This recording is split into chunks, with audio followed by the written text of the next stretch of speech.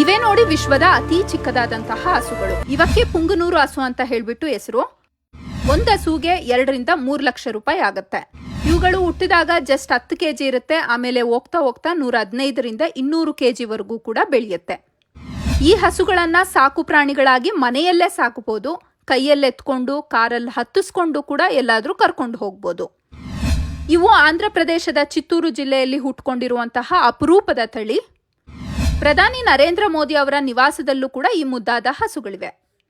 ಈ ಹಸುಗಳು ಒಂದು ದಿನಕ್ಕೆ 2 ರಿಂದ 3 ಲೀಟರ್ ಹಾಲನ್ನ ಕೊಡುತ್ತೆ.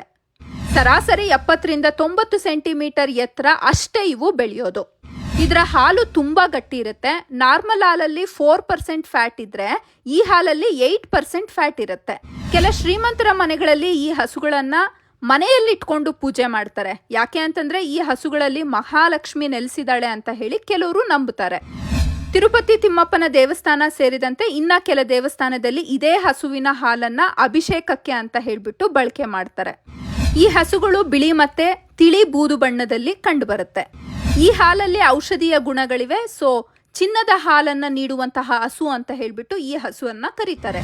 ಅಂಬಾನಿ ಮಗನ ಮದುವೆಗೂ ಕೂಡ ಈ ಪುಂಗನೂರು ಹಸುಗಳನ್ನ ಕರೆಸಿದ್ರು. ಆಗ ಇವುಗಳನ್ನ ತುಂಬಾ ಮುದ್ದಾಗಿ ಅಲಂಕಾರ ಮಾಡಿದ್ರು.